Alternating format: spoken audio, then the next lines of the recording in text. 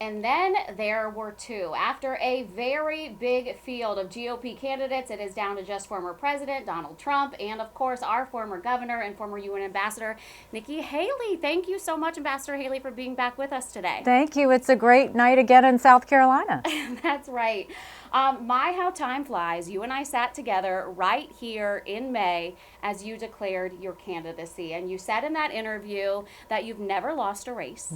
And here we are now. The polls show Donald Trump ahead in South Carolina. How do you beat Donald Trump on February 24th? This is all about building. It's a marathon. It's not a sprint. So our focus was we had 14 people in the race.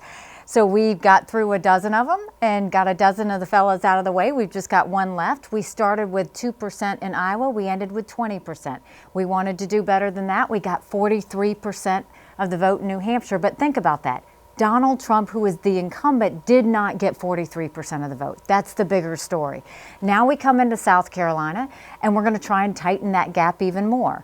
The goal really is South Carolinians know what I did for them as governor.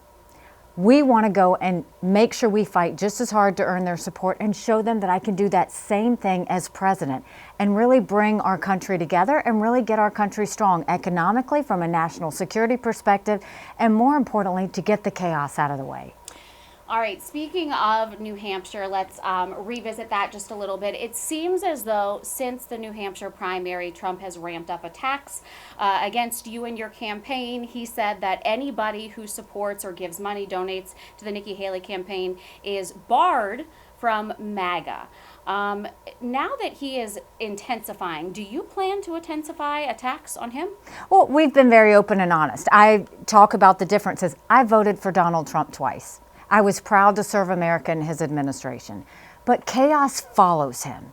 And we can't be a country in disarray and have a world on fire and go through 4 more years of chaos. We won't survive it.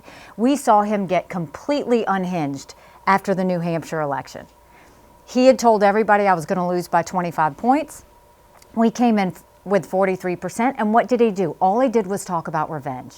Then the next day he goes out and says anybody that supports Nikki Haley is going to be barred permanently from MAGA.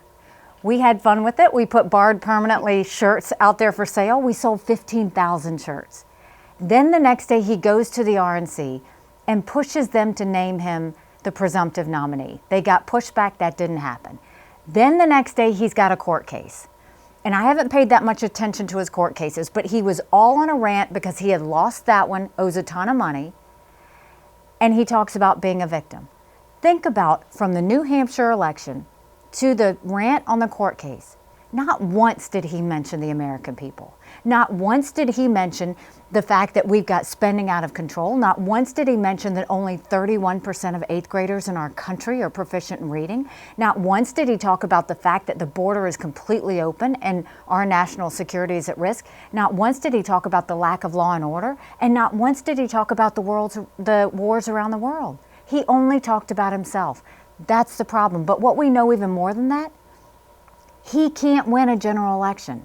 That's not me saying that. Look at the facts. He lost in 2018. He lost in 2020. He lost in 2022. How many more times do we need to lose before we learn that lesson? In every general election poll, every single one, he's either even or margin of error, or if you look at the Quinnipiac that came out yesterday, he was down by 7 points.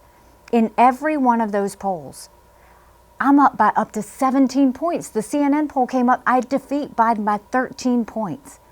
If we do that, that's bigger than the presidency. That's House, that's Senate, that's governorships, that's school boards.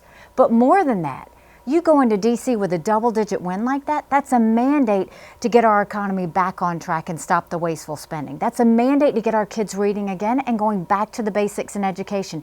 That's a mandate to secure our borders, no more excuses. That's a mandate for law and order in our country, but more importantly, that's a mandate for a strong America that we can all be proud of. That's what we want to do. But you can't go and put someone in there that's going to, as a nominee, that's going to lose the general. Because all we're going to end up with is a President Kamala Harris.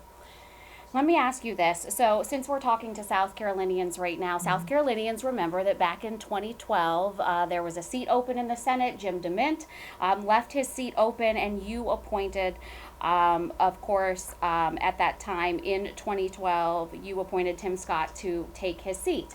You also campaigned for Nancy Mace down in the 1st District. Both of them have come out in support of Donald Trump. What do you make of that, and have you spoken to either of them since then?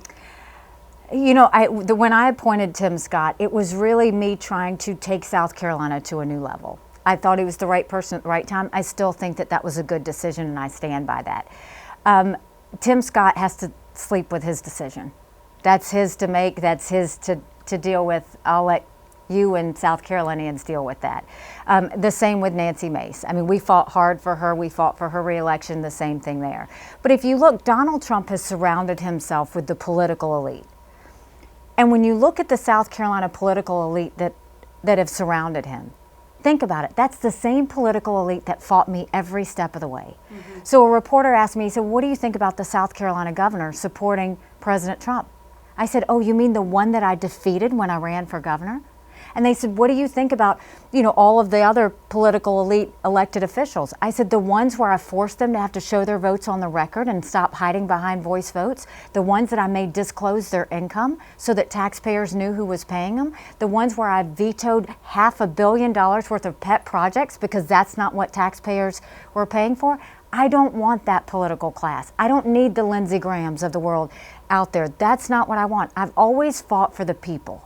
Those are the people that I want to serve. That leads right into my next question. So there were times at governor that you weren't very popular with the lawmakers.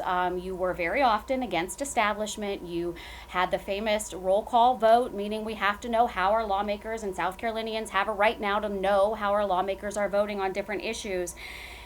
If elected, how is that anti-establishment attitude of yours going to translate into working with the legislature? It's going to be the same thing. I call out Republicans or Democrats. If you are not serving the people, I'm going to continue to call you out because I think at the end of the day, those are the people I'm fighting for. So the reason, again, you see the political elite in Congress around Donald Trump is because I've asked for term limits. It's because I've said we need mental competency tests for anyone over the age of 75. It's because I've said if you don't give us a budget on time, which Congress has only done 4 times in 40 years, if Congress doesn't give us a budget on time, they shouldn't get paid. I don't think Congress should be able to trade in the stock market when they have extra information. I have always gone against the establishment because they're the ones that have always gone against the people. And so I'll continue to do that. Now, did we get things done in South Carolina? We got a ton done in South Carolina. We passed voter ID. We passed the toughest illegal immigration law in the country. President Obama sued us over it and we won. We passed pension reform. We cut taxes. We recruited companies. We became the beast of the Southeast. We went from 11% unemployment to 4%. We did reforms in our prison system, and now we have the lowest recidivism in the country. We did great things. You don't have to buddy up with the political class to do it. You actually have the people right there with you when you get those things done. All right, you sent out a tweet that I know got a lot of attention the other day saying grumpy old men, talking about the fact that, of course, former President Trump is 77, President Biden is now 81. Why do you think that age, and you talked about the last time you were here about competency tests, that you think it should be mandatory that politicians take competency tests. Why is age something that voters should think about in this race? It's not being disrespectful. We all know people who are above 75 that can run circles around us. I don't care if we do mental competency tests for people 50 and up. But right now, Congress is the most privileged nursing home in the country. I mean, you look at Joe Biden, you can see the decline that's happened over the last couple of years. These are people making decisions on our national security. These are people making decisions on the future of our economy. We need to know they're at the top of their game. There's a reason 70% of Americans don't want a Trump-Biden rematch. Americans can do better than 2 80-year-olds running for president. The majority of Americans disapprove of Trump, and the majority of Americans disapprove of Biden. It's time for a new generational leader. The party that comes out with a new generational leader is the party that's going to win. All right, you just mentioned national security. I know that your husband is deployed right now serving our country, and we just had 3 troops die overseas in an enemy drone attack. More than 40 people were injured. The Biden administration has said that it will be a multi-phase counterattack. Do you feel like that was the right response, and how would the Nikki Haley presidency have responded if you were in office when that happened? It's infuriating to me. Because knowing that Michael's serving overseas and knowing that so many of our military men and women are sacrificing overseas, Why didn't he do something after the first strike? Why didn't he do something after the second strike? You waited 165 strikes later. 3 soldiers died. We lost 2 Navy SEALs. And now you're going to say you need to do something? Where have you been? So, look, none of this would have happened had Biden not fallen all over himself to get into the Iran deal. Because what he did was he lifted the sanctions, allowed billions of dollars to flow into Iran. Iran went and allowed their proxies, Hamas, Houthis, Hezbollah, all to get money so that they could do their terrorist activity, around the region. And we're feeling the effects of that. So the first thing we need to do is put the sanctions back on immediately. Stop any money flow that's going to Iran. The second thing is take out those hubs where the drones and missiles are coming to hit our military men and women. Those in Iraq and Syria, let's get those out. Thirdly, let's go after 1 or 2 of the Iranian military leaders that have made these decisions. Iran doesn't care if we take out their fighting force. They'll just get more. They don't care if we take out their drones or missiles. They'll just get more. What they do care about is their money and their leadership. It's not about hitting Iran hard. It's about hitting Iran smart. And we've got to start getting smart because right now you can expect those strikes are going to continue to ramp up as long as Biden's acting like this. And as we continue on the topic of international relations, I know I came to see you at the United Nations and you worked very closely with the ambassador to Israel. And I want to know how you feel the country is handling our support for Israel right now, and if it's time to tell Israel to pull back, what you would do again in the Nikki Haley White House administration.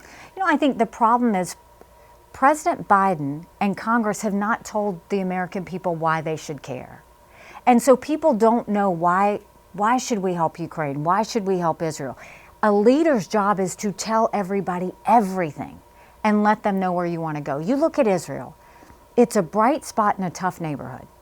It's the tip of the spear when it comes to defeating terrorism. It's never been that Israel needs America. It's always been that America needs Israel. And you look at that horrific incident on October 7th, when they beheaded those people and burned those babies alive and took those girls from that concert and raped them and dragged their naked bodies through the streets of Gaza, what did they say? Death to Israel, death to America. That's why we have to care. These are terrorists that have said death to America for a long time. These are the same terrorists that are funded by Iran. These are the same ones that are waiting to get through the southern border so they can do something here. The best thing we can do is have Israel's back. They're fighting the fight for us. And what Biden has done is all he's done is taken the side of the pro-Hamas ones that are telling to stop the fighting. He should be standing alongside Israel, giving them whatever they want, whenever they need, making sure that we help them finish Hamas once and for all, and doing whatever it takes to bring those hostages home. This should be personal for us. We lost Americans to brutality that day. There are still 8 American soldiers out there. We've got to make sure we do everything we can to get them back home safe. All right, let's bring it back home before we have to go to our own border. And at a Trump rally in South Carolina, they said that you wanted unlimited immigration. Can you clarify and what your stance would be and has been in the past on immigration? I mean, Trump is just flat out confused and lying on this. He knows it. I, in South Carolina, passed the toughest illegal immigration law in the country.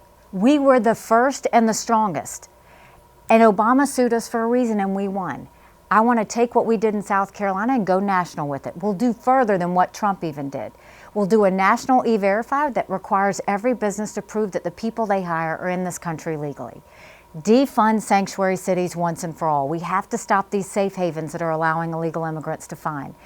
Then we need to make sure we put 25,000 Border Patrol and ICE agents on the ground and let them do their job. Go back to the Remain in Mexico policy so that no one even steps foot on U.S. soil.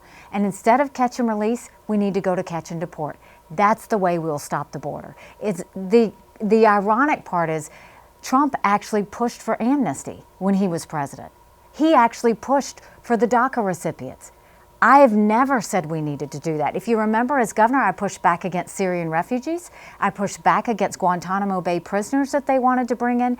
We've always said that we are a country of laws. The second you stop being a country of laws, you give up everything this country was founded on. I'll always do everything I can to protect the border. America's acting like it's September 10th we better remember what September 12th felt like, because it only takes one to cause a 9/11 moment. Scary thought. All right. My last question for you is, many of you are watching, think of former Governor Haley as our hometown girl, but now you're on an international stage. What do people get wrong about you the most?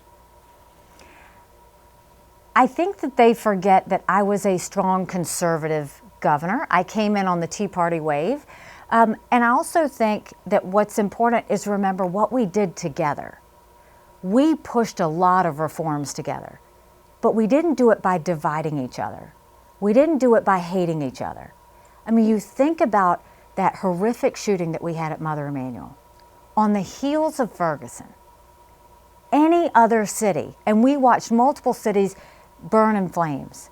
What did we do? We came together. We didn't have violence. We had prayer. We didn't have protests. We had vigils. And we all came together and removed a symbol that had caused division in our state for years. That's what we can do in our country. You know, all I want is to make sure that people have the freedom to make the best decisions for themselves. They say I'm a warmonger. I actually want to prevent war. When you have a loved one that's in the military, the last thing you want them to do is to go to war. And I want to bring that same feeling that we had in South Carolina and take it across this country. When I left, we were named the friendliest state in the country, the most patriotic state in the country, and don't blame me for this, the number 2 state in the country people were moving to. Because everybody loved what we did here. And I hope everybody's proud of that. All right, Ambassador Haley, thank you so much for your time. Thanks so much. Get out and vote February 24th. I was going to say the same thing. Do not forget February 24th. Get out and vote in the GOP primary. Thanks so much. Thank you.